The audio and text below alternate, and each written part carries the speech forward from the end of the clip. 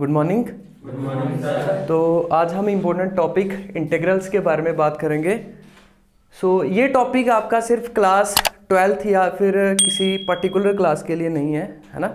ये आपका competitive exams और हायर क्लासेस में जब आप मैथमेटिक्स पढ़ोगे फिर भी आपका डायरेक्टली और इनडायरेक्ट वे में इसका यूज़ आपको देखने को मिलता है। क्लियर? तो प्रीवियस सेशन में देखिए आपके पास कैलकुलस ये ब्रांच है मैथमेटिक्स की, ध्यान से देखेंगे। कैलकुलस एक ब्रांच है मैथमेटिक्स की, जैसे ट्रिग्नोमेट्री है, ज्योमेट्री है, अलजाब्रा है, उसी तरीके से कैलकुलस मैथ्स की एक इंपॉर्टेंट ब्रांच है। कैलकुलस के दो part, differential calculus and integral calculus. Differential calculus में टॉपिक्स कौन से आएंगे? जैसे डिफरेंशियल कैलकुलस, कैलकुलस जिसमें डिफरेंशियल मतलब डेरिवेटिव्स का ज़्यादा यूज होगा, है ना। इंटीग्रल कैलकुलस, कैलकुलस जिसमें आपका इंटीग्रल जो टॉपिक है हमारा इंटीग्रल वो ज़्यादातर यूज होगा, है ना। तो डिफरेंशियल कैलकुलस में आपने कौन कौन से टॉपिक्स पढ़े हैं? That is application of derivative आपने पढ़ा होगा। Application of derivative, application of derivative means कि डेरिवेटिव्स को यूज करके आप कौन कौन सी चीज़ें आपने फाइंड आउट की थी। Application of derivative means derivative के कॉन्सेप्ट को अप्लाई करके। तो क्या क्या निकाला था आपने? स्ट्रिक्टली इंक्रीजिंग डिक्रीजिंग निकाला था आपने, है ना। अप्रोक्सीमेशन, फिर इक्वेशन ऑफ टेंजेंट नॉर्मल, है ना। मैक्सिमा मिनिमा, मैक्सिमम और मिनिमम वैल्यू फाइंड आउट करते थे आप फंक्शन की। क्या कॉन्सेप्ट यूज होता था? डेरिवेटिव का कॉन्सेप्ट यूज होता था वहां पे, है ना। एप्लीकेशन ऑफ डेरिवेटिव आपका डिफरेंशियल कैलकुलस में, मतलब डिफरेंशियल कैलकुलस में मैक्सिमम आपकी डिफरेंशिएशन यूज होती है, ठीक है ना। उसी तरीके से इंटीग्रल कैलकुलस में, अब इंटीग्रल कैलकुलस में इंटीग्रेशन को ज़्यादा इंफेसाइज किया जाएगा, है ना। मतलब आगे फर्दर इंटीग्रल कैलकुलस में दो टाइप के इंटीग्रल बनते हैं आपके पास। एक तो है आपके पास इनडेफिनिट इंटीग्रल और दूसरा आएगा आपके पास डेफिनिट इंटीग्रल। टाइप्स ऑफ, ठीक। पहले आप इंडेफिनिट इंटीग्रल पढ़ोगे अच्छे से, देन अगर आपको इंडेफिनिट इंटीग्रल अच्छे से कमांड बन गई इसके ऊपर, फिर आप मूव करोगे डेफिनिट इंटीग्रल के ऊपर। और अगर आपको ये दोनों आ गए अच्छे से, फिर एप्लीकेशन ऑफ इंटीग्रल, जैसे एप्लीकेशन ऑफ डेरिवेटिव, वहां एप्लीकेशन ऑफ इंटीग्रल, मतलब इंटीग्रल को यूज करके आप कौन कौन सी चीजें निकालोगे। तो हम आपको बताएंगे जब डेफिनेट इंटीग्रल करने के बाद एक कॉन्सेप्ट आएगा, that is the area under the curves. तो कर्व्स के अंडर जो एरिया बनता है उसको निकालने के लिए आप डेफिनेट इंटीग्रल मतलब इंटीग्रेशन को यूज करते हो, है ना। तो पहले हम बात कर लेते हैं कि इंटीग्रेशन की हमें जरूरत क्यों पड़ी है ना। अगर इंटीग्रेशन ना होता तो क्या होता, है ना। तो मतलब कहीं ना कहीं नीड ऑफ इंटीग्रेशन या फिर नीड ऑफ इंटीग्रल्स, है ना। देखिए अगर मैं आपको बोलूं फॉर एग्जांपल, मेरे पास कोई फंक्शन है f of x is equal to sine x, f of x is equal to sine x, ठीक। अब जब आपने डिफरेंशियल कैलकुलस में एप्लीकेशन ऑफ डेरिवेटिव में, या फिर अगर मैं सिंपल बात बोलूं कि इसका डेरिवेटिव क्या है, cos x, yes, sine x का डेरिवेटिव क्या होता है मेरे पास? cos x। और अगर मैं आपको यह पूछूं कि अगर f of x आपको दिया गया sin x, उसका डेरिवेटिव तो आपके पास cos x है, लेकिन अगर मैं अब उल्टा पूछूं आपसे, क्या कि अगर आपको किसी फंक्शन का डेरिवेटिव गिवन है तो वो फंक्शन फाइंड आउट करके बताइए। समझ आया मैंने क्या बोला आपको? अगर तो फंक्शन दिया हो तो उसका डेरिवेटिव आप मतलब डिफरेंशिएशन करते हो उसका, है ना, डेरिवेटिव निकाल के डिफरेंशिएशन करते हो आप उसकी। और अगर मैं उसका ऑपोजिट पूछूं, उसका इनवर्स पूछूं आपसे, उसका इनवर्स पूछूं कि आपको किसी फंक्शन का डेरिवेटिव गिवन में है, तो आप उस फंक्शन को फाइंड आउट करके बताइए। ये पहली नीड थी इंटीग्रल के कॉन्सेप्ट को यूज करने के लिए। मतलब बेसिकली जो आपके पास इंटीग्रल है वो क्या है? डेरिवेटिव का इनवर्स प्रोसेस है।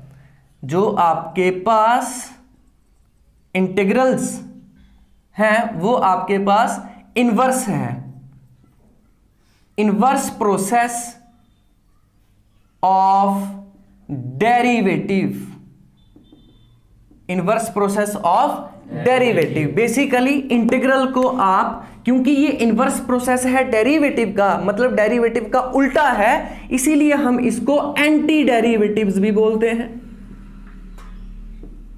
एंटी डेरिवेटिव और प्रिमिटिव ऑल्सो,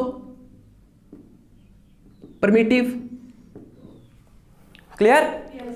तो इंटीग्रल जो है आपके पास वो इनवर्स प्रोसेस है डेरिवेटिव का। आपने यहां देखा क्या, अगर F of x sine x है तो उसका डेरिवेटिव आपके पास क्या है, कॉस एक्स, जो उसका इनवर्स बताता है ना कि अगर किसी फंक्शन का डेरिवेटिव कॉस एक्स है तो वो फंक्शन क्या होगा, वो कैसे आता है आपके पास, इंटीग्रल को यूज करके। मतलब मैं ऐसा बोल सकता हूं क्या कि अगर एफ ऑफ एक्स, अगर साइन एक्स का डेरिवेटिव कॉस एक्स है तो कॉस एक्स की इंटीग्रेशन साइन एक्स होगी। क्लियर?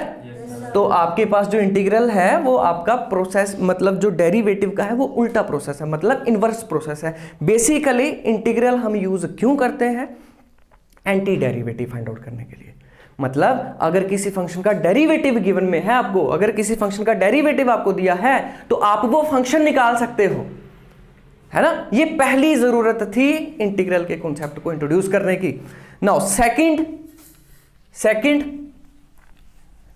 नीड इंटीग्रल के कॉन्सेप्ट को यूज करने की क्या थी, देखिए।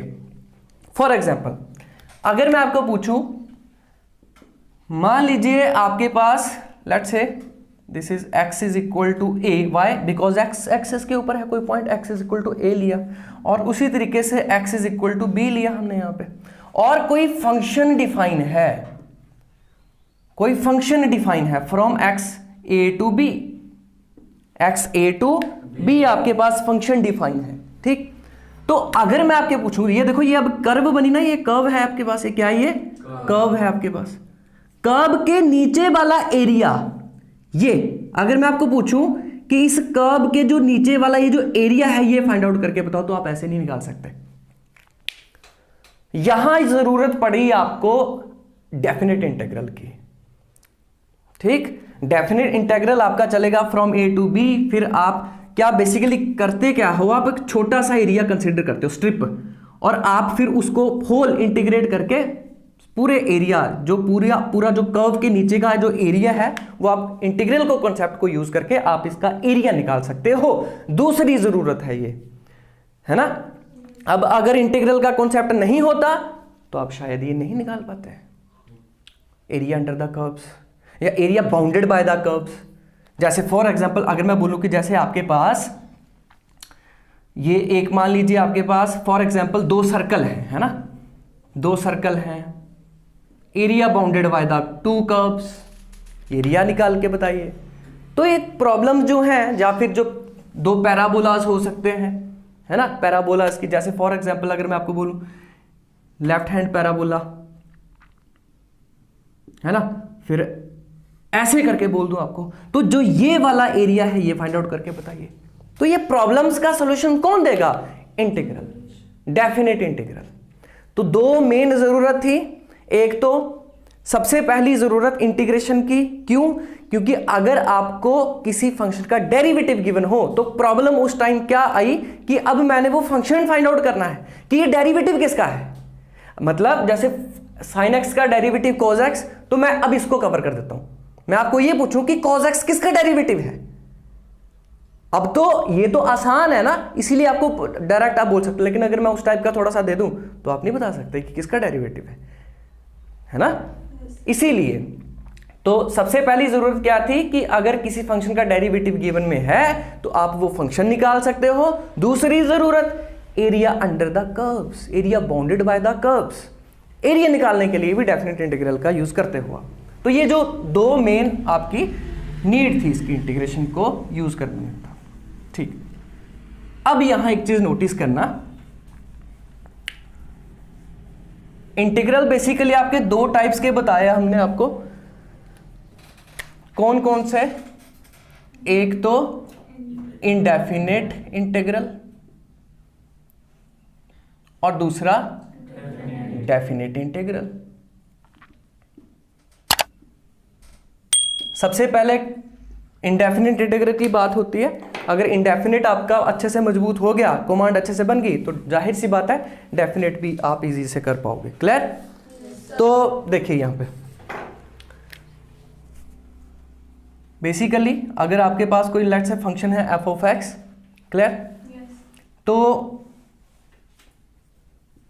कुछ ऐसा सिंबल है, ये जो अब ये आपके पास ये क्या है, ये basically this is the sign, yes, sign of integral, sign of integral, ये आपका इंटीग्रैंड है, ये क्या है आपके पास, इंटीग्रैंड, ध्यान से समझोगे, ठीक है। दिस इज द वेरिएबल, किसके विद रिस्पेक्ट टू मैं इंटीग्रेट कर रहा हूं। आपको याद होगा डिफरेंशिएशन करते टाइम हम क्या बोलते थे, differentiate this function with respect to x, वो वेरिएबल था, है ना, कि किसके विद रिस्पेक्ट टू बात कर रहा हूं मैं। इसी तरीके से उसी तरीके से ये जो dx है, ये क्या है, वेरिएबल, इसके विद रिस्पेक्ट टू हम इंटीग्रेट करते हैं। ये यहां बेसिकली दो चीजें होती हैं, क्या, एक तो मैं सिंपल बोलता हूं इंटीग्रल, और एक है इंटीग्रेशन, एक है इंटीग्रल और दूसरा आपके पास इंटीग्रेशन, फर्क है। जैसे अगर मैं आपको पूछूं डेरिवेटिव और डिफरेंशिएशन, है ना, मान लीजिए मैं फंक्शन ले लेता हूं, for example f of x is equal to, यही ले लीजिए साइन एक्स, ये फंक्शन है आपके पास, है ना। अब इसका अगर मैं ये जो करता था मैं, ये क्या था, ये डेरिवेटिव निकाला है मैंने, ये मैंने क्या निकाला है, डेरिवेटिव, ये मैंने डिफरेंशिएशन नहीं निकाली है, नहीं, basically process to find the derivative is called the differentiation. मतलब ये जो प्रोसेस की है आपने, है ना, ये जो प्रोसेसिंग हुई है कौन सी, इस फंक्शन का डेरिवेटिव निकालने के लिए, है ना, ये जो हमने बेसिकली ये क्या किया, ये हमने इस फंक्शन का डेरिवेटिव निकाला है, तो ये प्रोसेस को डिफरेंशिएशन बोलते हो आप। Means process to find the derivative of any function is called differentiation. Similarly to find the integral of any function is called the integration. यार हम ऐसे बोलते थे integration f of x d x, हम integration थोड़ी करेंगे, हम तो इंटीग्रल फाइंड आउट करेंगे।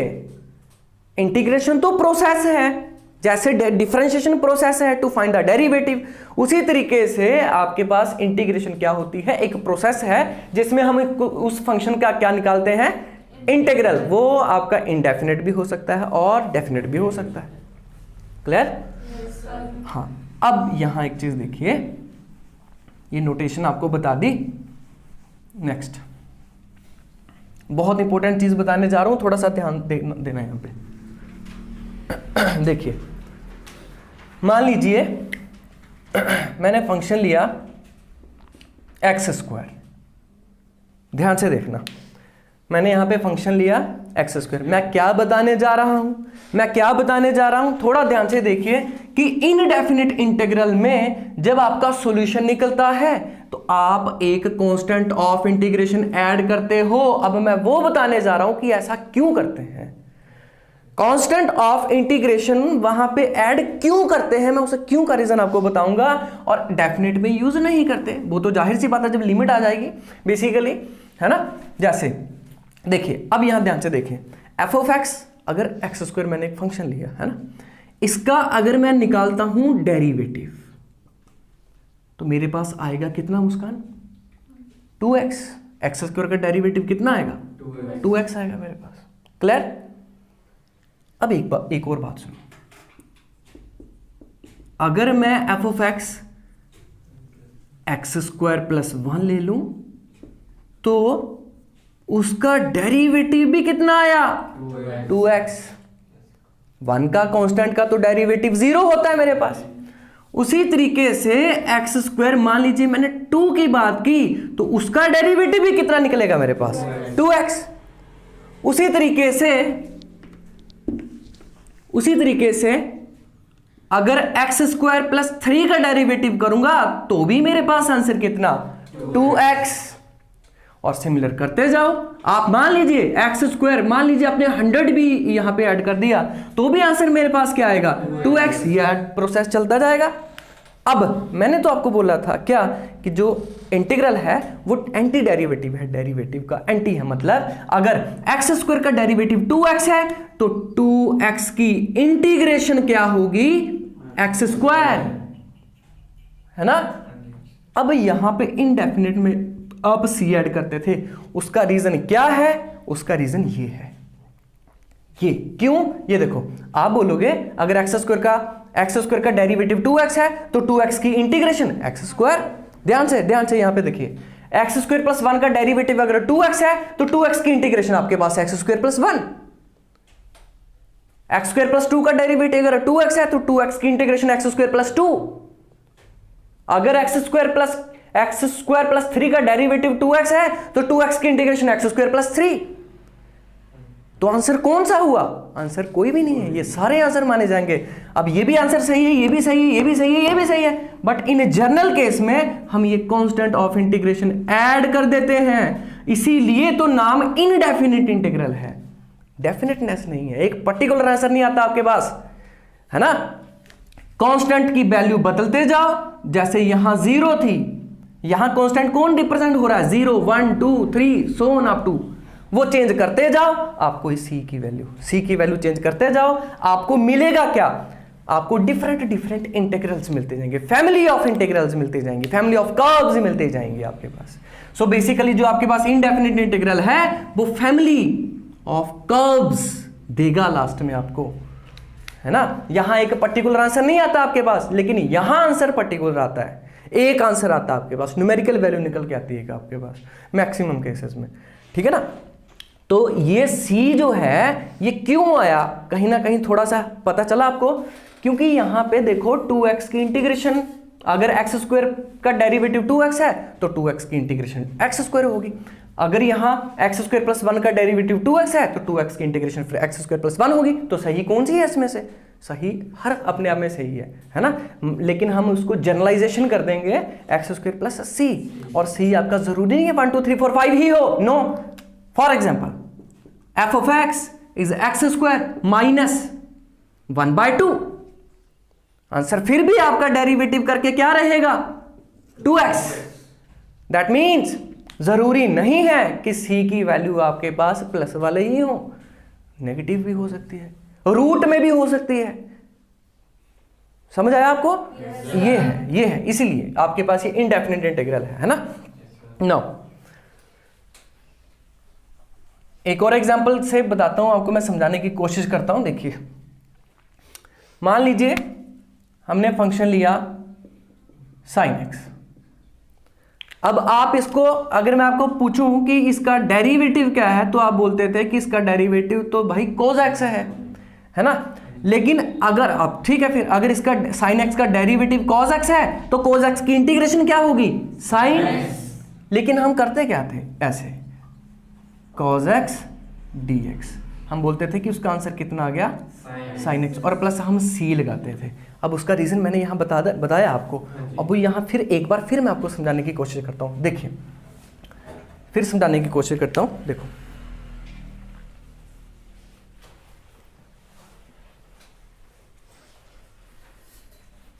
देखिए यहाँ पे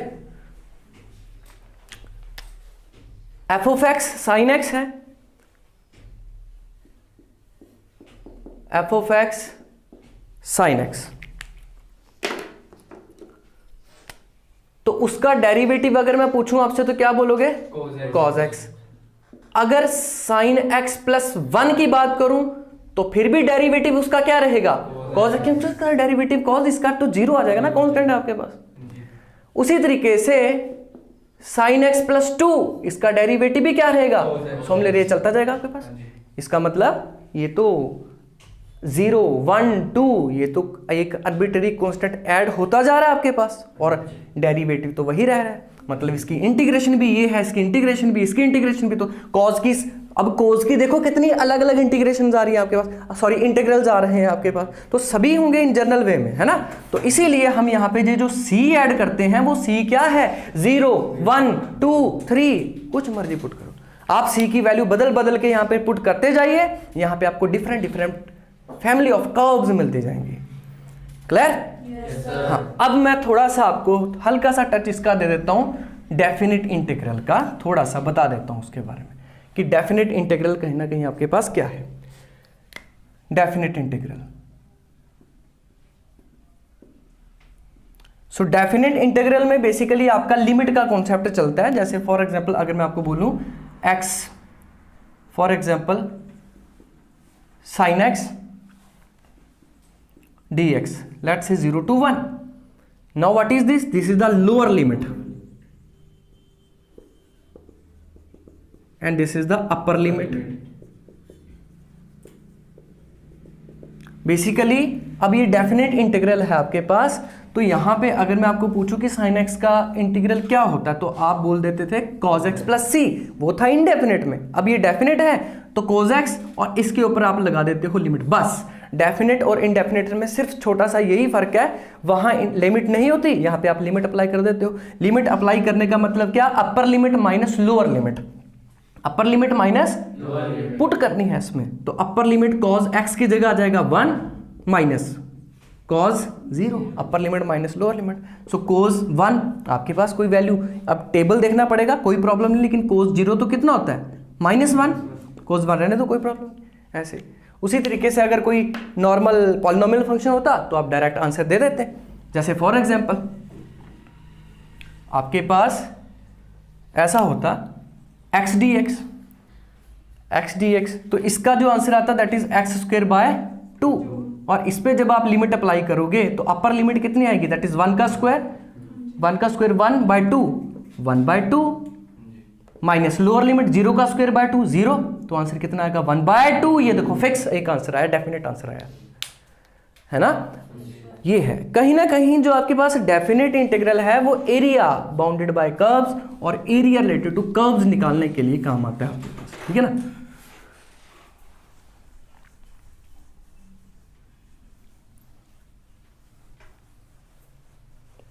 तो इतना आपको पता चल गया कि जो इंटीग्रल्स हैं वो बेसिकली आपके पास एंटी डेरिवेटिव्स होते हैं। क्या होते हैं? Anti derivatives. क्या होते हैं? एंटी डेरिवेटिव्स और परमिटिव।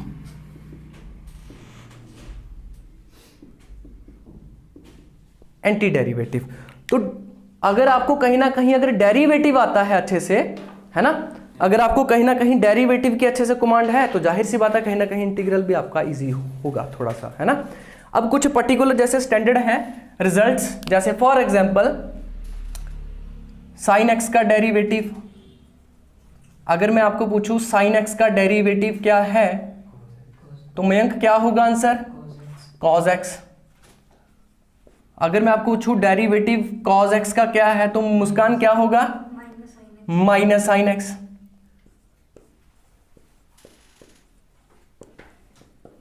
अनुज tan x का डेरिवेटिव क्या होगा? secant square x। क्लियर? तो जैसे for example Pankaj log x का डेरिवेटिव क्या होगा? बिल्कुल 1/x। Kartik e power x का डेरिवेटिव क्या होगा? e power x। बिल्कुल। अब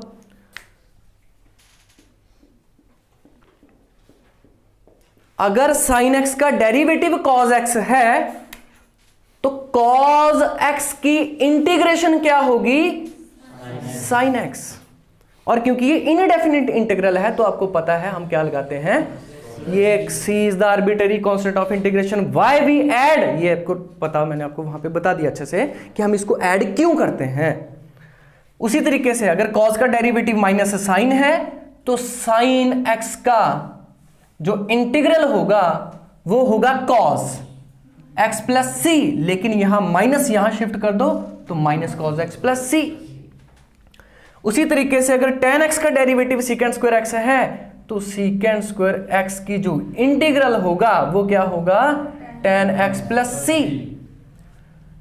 नाउ अगर log x का डेरिवेटिव 1/x है तो 1/x का जो आपके पास इंटीग्रल रहेगा वो रहेगा log mod x plus c. Why we take here mod, हमने यहां पे log x प्लस सी नहीं लिखा लॉग मॉड एक्स प्लस सी लिखा है ना, तो कहीं ना कहीं बिकॉज ऑफ ये आपके पास जो मॉड यहां पे रिप्रेजेंट कर रहा है, क्योंकि जो लॉग फंक्शन है वो आपका नेगेटिव पे तो डिफाइन होता ही नहीं है, इसीलिए पॉजिटिव करने के लिए। वैसे नहीं लिखो कोई प्रॉब्लम, बट लिखा हुआ तो अच्छा है, लॉग मॉड एक्स, राइट। उसी तरीके से अगर ई एक्स का डेरिवेटिव ई एक्स है तो ई एक्स का जो इंटीग्रल रहेगा वो भी आपके पास ई पावर एक्स प्लस सी ही रहेगा। तो ये कुछ आपके पास बेसिक जो फार्मूले हैं ये तो आपको याद होने चाहिए, है ना। डायरेक्टली इनडायरेक्ट वे में इनका यूज आपको देखने को मिल सकता है।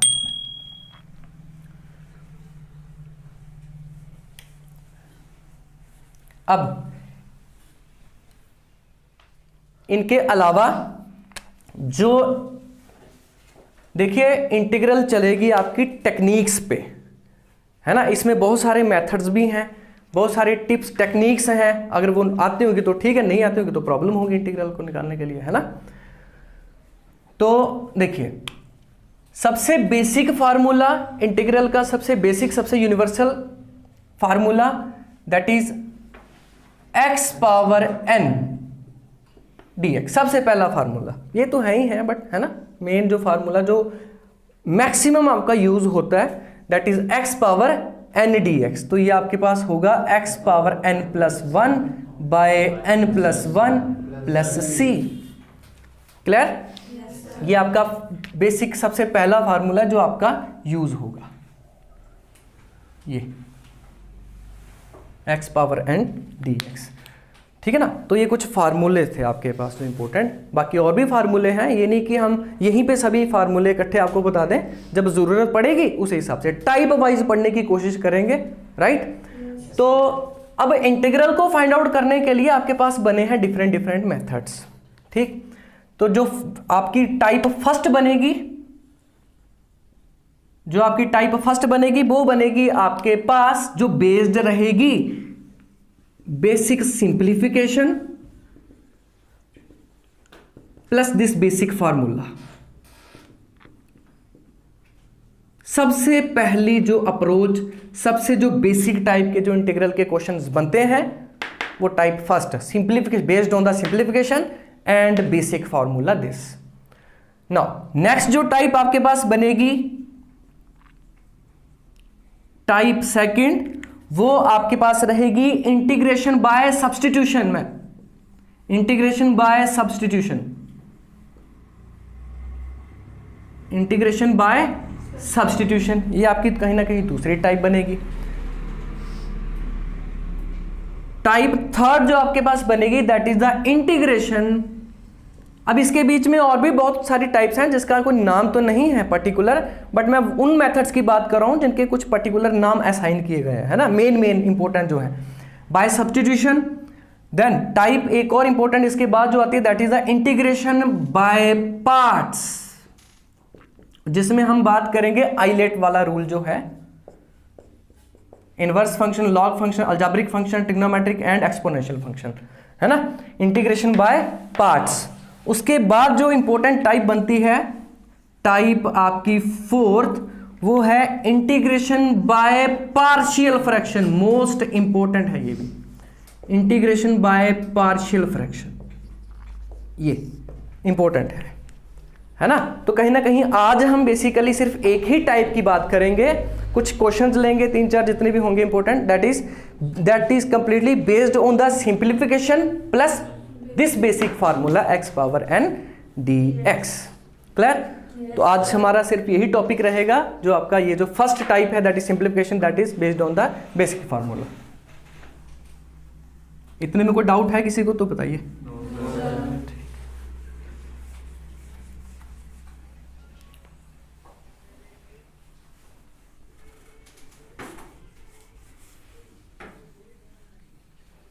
क्वेश्चन करें फिर? चलिए देखिए question.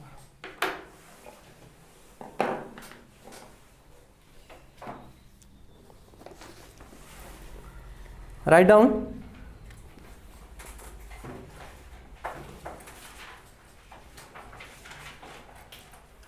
Integral 4 e power 3x plus 1 dx। लिख लीजिए question. Integral 4e⁻³ + 1 dx। Shashank, यहां पे ये जो 4e⁻³ + 1 है, ये क्या रिप्रेजेंट कर रहा है? यहाँ पे क्या? इंटीग्रेंट। बिल्कुल सही बात है। ये क्या रिप्रेजेंट कर रहा है? इंटीग्रेंट। ये जो पंकज, ये जो साइन है, ये क्या रिप्रेजेंट कर रहा है? साइन ऑफ इंटीग्रेशन, है ना। और ये जो dx है, ये कहीं ना कहीं क्या रिप्रेजेंट कर रहा है? वेरिएबल, जिसके विद रिस्पेक्ट टू हम इंटीग्रेट करेंगे इस फंक्शन को। क्लियर? तो सबसे पहले तो देखिए, ये तो है, अगर आप तो दे रहे हो कोई कॉम्पिटिटिव एग्जाम, तो फिर आप ये नहीं कि स्टेप बाय स्टेप, फिर आप डायरेक्ट करोगे, जल्दी जल्दी करने की कोशिश करोगे, है ना। लेकिन जल्दी जल्दी तो तब होगा ना, स्पीड तो तब आएगी जब आपने इसके ऊपर प्रैक्टिस की होगी। स्पीड ऑटोमेटिकली बन जाएगी आपके पास, है ना। तो सबसे पहले तो हमने करना क्या होता है, इसको मान लेते हैं लेट्स से आई इंटीग्रल के इक्वल, जो हमने फाइंड आउट करना है 4e⁻³ + 1 dx। बेसिकली हम करेंगे क्या, इस इंटीग्रल को फाइंड आउट, इस इंटीग्रल को हमने, इस फंक्शन को हमने इंटीग्रेट करना with respect to this variable x। Clear? तो देखिए, यहां आपके पास जैसे लीनियरिटी प्रॉपर्टी होती है कि जैसे डेरिवेटिव में करते थे, अगर दो फंक्शन का डेरिवेटिव करने के लिए है एडिशन में, तो आप पहले का अलग से प्लस दूसरे का अलग से। सिमिलर इंटीग्रेशन में भी वो कुछ रूल्स चलेंगे आपके, जैसे कांस्टेंट की डेरिवेटिव करते टाइम हम उस कांस्टेंट को क्या करते थे, बाहर ले लेते थे। उसी तरीके से इंटीग्रेशन करते टाइम भी हम उस कांस्टेंट को क्या करेंगे, बाहर, कुछ मिलता जुलता डेरिवेटिव का तरह। ठीक है, देखो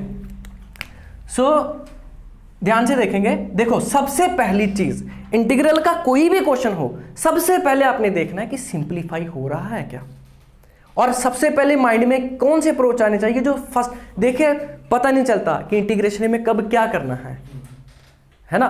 तो ये वही है, टेक्निक्स हैं, टिप्स हैं कुछ कि हमने कैसे अप्रोच लेनी है। यहाँ पे सबसे पहला काम, सबसे पहली अप्रोच यही है कि सिंप्लीफाई हो सकता है क्या, मैक्सिमम सिंप्लीफाई करने की कोशिश कीजिए। उसके बाद आपके माइंड में जो बात आनी चाहिए वो आनी चाहिए टाइप फर्स्ट। ठीक है, देखिए क्वेश्चन आएगा, मान लीजिए पार्शियल फ्रैक्शन का, तो वो हाईलाइट करके नहीं बताएगा आपको कि पार्शियल फ्रैक्शन का क्वेश्चन है, या बाई पार्ट्स से करना है इस क्वेश्चन को। ये आपको खुद जज करना है कि किस बेसिस पे क्वेश्चन बन रहा है आपका। ठीक है ना, और वो चीज़ तब आएगी जब प्रैक्टिस की होगी आपने अच्छे खासे क्वेश्चन की, है ना। देखिए, तो सबसे पहले अब देखो, ये मैक्सिमम सिंप्लीफाइड में है, सिंप्लीफिकेशन हुई है इसकी ऑलरेडी। तो अब क्या करेंगे, लीनियरिटी प्रॉपर्टी के अकॉर्डिंग ये अलग अलग हो जाएगा, इसका dx अलग प्लस इंटीग्रेशन 1 dx अलग। This is the linearity property. Now जैसे डिफरेंशिएशन में कांस्टेंट बाहर आ जाता था, पार्टिसिपेट नहीं करता था आउटसाइड फ्रॉम द इंटीग्रल और डेरिवेटिव, उसी तरीके से इस 4 को भी हम बाहर निकालेंगे, ये कांस्टेंट है। 1 dx मतलब dx ही रहेगा आपके पास। ठीक है ना। एक और फार्मूला यहाँ पे, इंटीग्रल dx करोगे तो वो कितना आएगा आपके पास, x आएगा, है ना। तो यहां देखिए 4, ध्यान से, e⁻³ का इंटीग्रल करना है। तो आपको यहां बताया था e⁻x का इंटीग्रल क्या था, e⁻x + c, यही बताया था। उसी तरीके से यहां करता हूं मैं, देखिए दैट इज 4 e⁻3x का डेरिवेटिव। देखिए कुछ रूल्स होंगे जो डेरिवेटिव के यहां भी लगेंगे, लेकिन थोड़ा सा चेंज करके। जैसे e⁻3x, तो इंटीग्रेशन तो e⁻x की e⁻x, e⁻3x की e⁻3x। लेकिन अगर तो मैं कर रहा होता यहां पे डेरिवेटिव, तो हम पावर का डेरिवेटिव करके एज अ मल्टीपल लिखते थे ना उसको, 3। अब वो मल्टीप्लाई ना होके कहां आएगा, डिवाइड में। करना डेरिवेटिव ही है पावर का, लेकिन वो आएगा कहां पे, डिवाइड में। ठीक है, इसको कर दिया हमने सिंप्लीफाई, मैक्सिमम इंटीग्रल हो गया इसका, प्लस dx का इंटीग्रल क्या हो जाएगा, x। dx का इंटीग्रल क्या हो जाएगा, x। अब आपके माइंड में एक और क्वेश्चन आएगा, क्या ये भी तो इंटीग्रल सॉल्व हुआ है, इसका कांस्टेंट ऑफ इंटीग्रेशन c, और ये भी तो इंटीग्रल सॉल्व हुआ है, इसका constant of integration let's say c1 c2। तो जो मेन बनेगा कांस्टेंट, चाहे c1 और c2 दो क्यों ना हो, लेकिन ऐड करके फिर भी कांस्टेंट प्लस कांस्टेंट क्या रहेगा, कांस्टेंट ही रहेगा। इसीलिए हम अलग अलग ना लिख के एक ही यहाँ पे c ऐड करते हैं। आई थिंक आपको समझ में आ रहा होगा कि ये चीज़ें छोटी छोटी चीज़ें आपके पास है ना। यहाँ से इसका इंटीग्रल सॉल्व करके कांस्टेंट ऑफ इंटीग्रेशन, यहाँ से भी एक कांस्टेंट ऑफ इंटीग्रेशन, हम लिखते एक है। उसका कारण क्या है? उसका सिर्फ ये छोटा सा रीजन है कि ये भी कांस्टेंट ऑफ इंटीग्रेशन है, ये भी कांस्टेंट है, दोनों को ऐड करके एक ही constant of integration that is c। तो ये आपके पास आ गया इंटीग्रेशन सॉल्व करके इसको। ये क्या है? 4/3 e⁻3x plus x plus c। This is the value of integral i। Note down.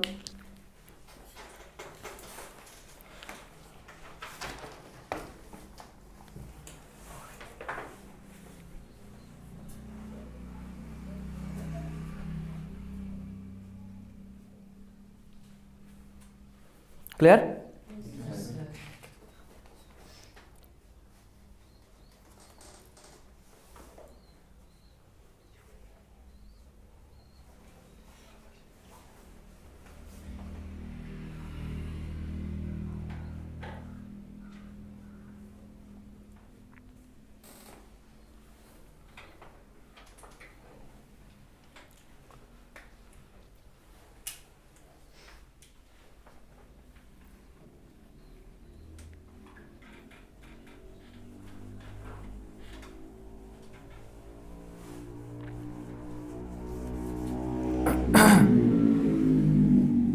देखिए next question, integral of ax² plus bx plus c dx। ax² plus bx plus c dx। ठीक है जी। ये क्या रिप्रेजेंट कर रहा है? ये वाला जो पोर्शन है integrand, sign of integral variable with respect to जिसको हम इसको इंटीग्रेट करेंगे, है ना। So let i, this is the integral ax² plus bx plus c here dx। ठीक, नाउ ध्यान से देखेंगे। अब देखो ये इसका क्या इसको क्या सिंप्लीफाई करोगे? तो ऑलरेडी सिंप्लीफाइड है ना।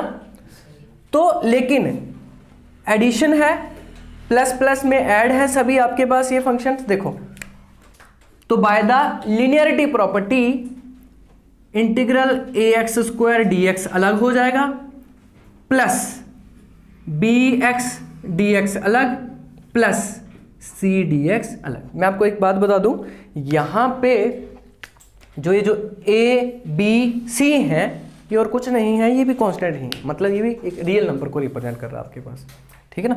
तो अब अगर ये कांस्टेंट है तो a बाहर आ जाएगा और integral x² dx, similar way b constant आ जाएगा बाहर और इंटीग्रल x dx, और c कांस्टेंट बाहर इंटीग्रल dx की। अब यहां चलेगा बेसिक फार्मूला, सिंप्लीफिकेशन कर दी मैक्सिमम, और आपके पास ये जो लीनियरिटी प्रॉपर्टी ये भी कहीं ना कहीं ऐसा सिंप्लीफिकेशन में ही रखोगे आप। नाउ ये देखिए बेसिक फार्मूला, x की पावर 2, n की जगह क्या है 2, तो दैट मीन्स x की power 2 plus 1 3 divided by 2 plus 1 3, x 3/3 कितना आएगा? x3/3। ये a तो कांस्टेंट बाहर आ गया, ये आ जाएगा x power 3/3। Clear? Plus b constant बाहर, x की पावर कितनी है यहाँ पे 1, तो 1 प्लस 1 2, मतलब x की power 2 divided by 2, plus c constant of integration, sorry constant है बाहर आ जाएगा, dx की इंटीग्रेशन क्या आ जाएगी x। अब आपके मन में फिर question c1 c2 c3, but हम तो लिखेंगे एक ही कांस्टेंट ऑफ इंटीग्रेशन c। ठीक, यहां इसको करोगे देखो which is ax³ 3 plus bx² 2 plus cx plus ये c आपके पास, ये आ जाएगा आपके पास इंटीग्रल। नोट डाउन कर लीजिए।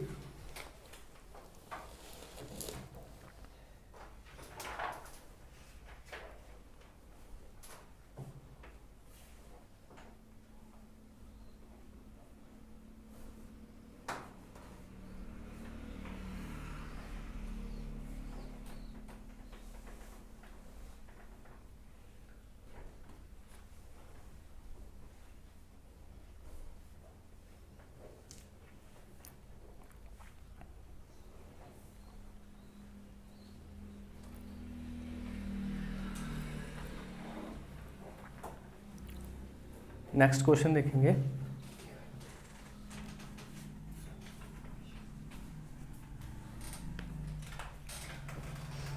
X cube minus x square, x cube minus x square plus x minus one divided by x minus one. ये भी question अच्छा है।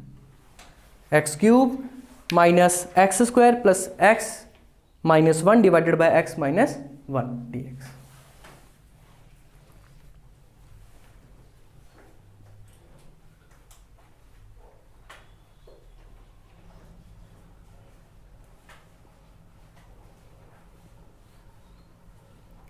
देखिए, तो सबसे पहले मैंने आपको क्या बताया कि इंटीग्रेशन में सबसे पहले हमारे माइंड में क्या अप्रोच आनी चाहिए कि क्या वो सिंप्लीफाइड है ना। तो देखिए, अब आप खुद सोचो, क्या ये एक्सप्रेशन सिंप्लीफाइड है? बिल्कुल नहीं है, बिल्कुल नहीं है। ये ध्यान से देखो, अगर आप तो आप खुद सोचो, x cube minus x square plus x minus one. अब आप ऐसा भी तो नहीं कर सकते, x cube upon x minus one ये करोगे तो फिर आपके पास एक अजीब सा एक्सप्रेशन बन जाएगा, है ना। आपके माइंड में आ रहा होगा कि इसको अलग अलग कर देते हैं। अलग अलग कर भी दो, कर सकते हो वैसे आप, क्या x cube upon x minus one minus x square upon x minus one, लेकिन फिर आंसर आपका अच्छे से नहीं चलेगा। आगे कुछ कर ही नहीं पाओगे, चाहे करके ट्राई करके देख लो, आंसर होगा ही नहीं, आगे चलेगा नहीं, क्वेश्चन चलेगा नहीं, प्रोसीड ही नहीं होगा आपका। तो स्टार्टिंग से उस तरीके से चलना है। अब ये आप बोलोगे कि ये चीज़ कैसे आएगी? प्रैक्टिस, है ना, ये तो चलेगी प्रैक्टिस के ऊपर। तो थोड़ा ध्यान से देखो, x cube minus x square plus x minus one. मान लीजिए ये आपके पास पॉलिनोमियल, ये पहला, ये दूसरा। आपने वो डिवीजन तो देखी ही होगी। जैसे अगर मैं बोलूं 4/2 तो दैट मीन्स 2 आंसर है उसका। उसी तरीके से डिवाइड है ये पॉलिनोमियल का, तो डिवाइड करके देख लेते हैं, है ना। इसको इसके साथ डिवाइड करना है, तो किया ना आपने ये सबसे पहले किसके साथ जाएगा? एक्स स्क्वायर के साथ। एक्स स्क्वायर इंटू एक्स करोगे तो x cube minus one into x square minus x square. ये माइनस ये प्लस साइन चेंज हो जाएंगे, कैंसिल आउट, ये भी कैंसिल आउट। बचा क्या? एक्स माइनस वन, तो ये वन टाइम चला जाएगा इसके साथ, एक्स माइनस वन। क्लियर? तो इसको हम क्या लिख सकते हैं? X minus one into this plus zero. तो मतलब कहीं ना कहीं इसको हम क्या लिखेंगे? X cube minus x square plus x minus one को हम क्या लिख सकते हैं? X minus one into x square plus one divided by x minus one. ये तो है ही है। ध्यान से देखो, थोड़ा ध्यान से देखो, ये x cube minus x square plus x minus one को हम क्या लिख सकते हैं? X minus one into x square plus one plus zero. तो मतलब लिख दिया। अब ये फैक्टर कैंसिल आउट हो गया आपके पास, और जैसे ही ये फैक्टर कैंसिल आउट हुआ, ये आपका हो गया सिंप्लीफाई। ये देखिए, देखो क्वेश्चन में रहा ही कुछ नहीं। देखो now next is what? Linearity property. अलग अलग कर दीजिए सभी को, तो ये कितना हो जाएगा? Integral x square D x plus integral one D x. यहां लग जाएगा ये वाला फार्मूला। कितना है एन? यहाँ पे 2 है, तो that means x 3/3 plus integral D x का और प्लस में सी। अब ज़्यादा से ज़्यादा एक और काम कर सकते हो, क्योंकि दोनों में x कॉमन है, तो x square by 3 plus 1 plus c. ये भी आंसर हो सकता है, कोई प्रॉब्लम नहीं है। ठीक है, एक और क्वेश्चन ले लेते हैं, last question.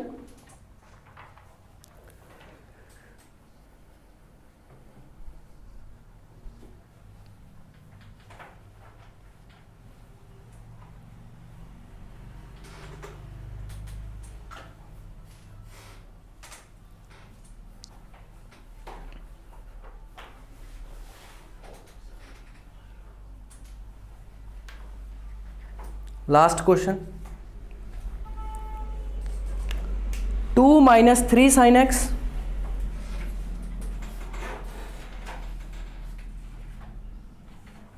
Minus 3 sine x by cos square x d x. ठीक है जी, समझ आ रहा ना? Yes, sir. देखिए, सबसे पहले let I is integral 2 minus 3 sine x divided by cos square x d x. देखिए आप बोल रहे होंगे कि हम तो कर रहे हैं इंटीग्रेशन लेकिन बीच में चल रही है ट्रिग्नोमेट्री, तो क्या करें? There is a positive correlation between the inter topics of the mathematics. कर रहे हो तो ट्रिग्नोमेट्री, चलेगी बीच में ज्योमेट्री।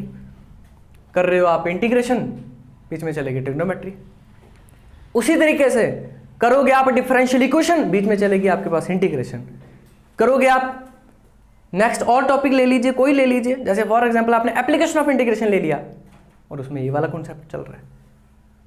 कर रहे हो आप एप्लीकेशन ऑफ इंटीग्रेशन, बीच में चल रहा है स्ट्रेट लाइन का कॉन्सेप्ट, तो वो तो चलेगा ही चलेगा। टॉपिक्स के बीच में पॉजिटिव को रिलेशनशिप होता है आपके पास। देखिए अब सबसे पहला क्या ये सिंप्लीफाइड है? नहीं है अभी तक। देखिए आपको जितना सिंप्लीफाइड आप कर सकते हो उतना तो कम से कम करना चाहिए मुझे, है ना? तो देखिए अब आप खुद सोचो, इसको मैं ऐसा तो लिख सकता हूं 2 by cos square x minus 3 sine x by cos square x और d x. Clear? 1 by cos x किसके बराबर होता है मुस्कान? सीकेंड एक्स, बिल्कुल, है ना? किसके बराबर होता है? Secant x. 1 by cos x किसके बराबर? सीकेंड एक्स के बराबर, ठीक। और 1 बाय कॉज स्क्वायर एक्स किसके बराबर? Secant square x. तो उसी तरीके से इंटीग्रल, ये 2 तो एज इट इज रहा, 2 यहां देखिए 2 तो एज इट इज बाहर आ गया, 1 अपॉन कोज स्क्वायर एक्स आपके पास क्या बन जाएगा? सीकेंड स्क्वायर एक्स माइनस, उसी तरीके से ये 3 तो एज इट इज रहा मेरे पास, थोड़ा ध्यान से, sine x divided by cos square x है, मतलब sine x divided by cos x into cos x. देखिए sine x divided by cos x into ये साइन अपॉन कोज क्या बन जाएगा? टेन एक्स, और 1 अपॉन कोज एक्स क्या बन जाएगा? सीकेंड एक्स। दैट मीन्स ये बनेगा आपके पास 3 तो बाहर है, that is सीकेंड x ten x, और ये पूरे का dx आ जाएगा बाहर। क्या समझ पाए? सिमिलरली नाउ अब इसको प्लस माइनस से हो गया ये, that means by using the linearity property अलग अलग हो जाएगा। 2 secant square x d x minus integral 3 सीकेंड x ten x d x. Now which is 2 taking outside from the integral secant square x dx minus 3 taking outside secant x tan x dx। अब मैंने ये starting में आपको बताया था, अगर tan x का derivative secant square x है तो secant square x की इंटीग्रेशन क्या होगी? tan x। That means 2 into ये आ जाएगा आपके पास tan x माइनस 3 कांस्टेंट है, बाहर ही है। अब ये किसी का डेरिवेटिव होता है सीकेंड एक्स का, तो अगर सीकेंड एक्स का डेरिवेटिव सीकेंड एक्स टेन एक्स है तो उसकी इंटीग्रेशन क्या होगी? सीकेंड एक्स। सही बात है ना? अगर सीकेंड एक्स टेन एक्स की अगर सीकेंड एक्स का डेरिवेटिव सीकेंड एक्स टेन एक्स है तो उसकी इंटीग्रेशन क्या होगी? ऐसा क्यों? क्योंकि ये एंटी डेरिवेटिव है। क्या है ये? Anti derivative. तो ये आपके पास आ जाएगा सीकेंट एक्स और प्लस आ जाएगा सी। अब आप बोलोगे कई बार क्या होता है ना कि जैसे आपने एक आंसर निकाल दिया आप, है ना, लेकिन ऑप्शन में आंसर कुछ और ही होगा, ऐसा भी होता है कई बार। अब वो क्या, जैसे फॉर एग्जांपल आपने यहां तक आंसर निकाल दिया इसका, है ना, लेकिन वो जो चाहेगा वो चाहेगा कि आप इसको और सिंप्लीफाई करो। कई बार ऐसा भी होता है। तो क्या करेंगे उसके बाद? देखो ध्यान से, जैसे ये आपने मैक्सिमम कर दिया इसको सॉल्व, है ना, तो कई बार क्या होगा, देखो इसको, इसके बाद मैं क्या कर सकता हूं, 2 sine x by cos x minus 3 by cos x plus c here. Now this is, ये डिनोमिनेटर में सेम है, that is 2 sine x minus 3 by cos x plus c. हो सकता है आंसर ये हो सकता है आंसर ये हो। अब आप खुद सोचो, जैसे आप यहां देखोगे ना, यार मेरा तो आंसर कुछ हो रहा है, ये तो कुछ और ही बन रहा है। अच्छा, हो सकता है आंसर ये भी ना हो। इसके बाद 2 साइन एक्स माइनस 3, हो सकता है आंसर ऐसे हो। अब इसे देखो और इसे देखो, फर्क है, बिल्कुल देखने में फर्क है। तो कई बार क्या होता है ना कि बच्चा क्वेश्चन आंसर निकाल लेता है, लेकिन वो सोचता है कि मेरा आंसर तो कुछ और आया यहाँ पे, और वो सोचने लग पड़ेगा कि मैंने तो कुछ और ही किया, दैट मीन कहीं गलती किया, लेकिन गलती की नहीं है, उन्होंने मैक्सिमम सिंप्लीफिकेशन आपसे मांगी है। क्लियर? तो आई थिंक क्लियर हो गया होगा आपको जो आज हमने किया है। बेसिकली इंटीग्रल का कॉन्सेप्ट देखा हमने, और उसमें हमने टाइप फर्स्ट के क्वेश्चन किए हैं, कुछ हमने इंपॉर्टेंट है ना जो रहेंगे, that is the completely based on the simplification plus basic formula, that is x power n integral x power n dx is x power n plus 1 divided by n plus 1 plus c, where c is the constant of integration. So यहाँ तक preparation कीजिए। हम next lecture में, next video में हम इसको जो अगली टाइप बनेगी वो कवर अप करने की कोशिश करेंगे। राइट? So thanks for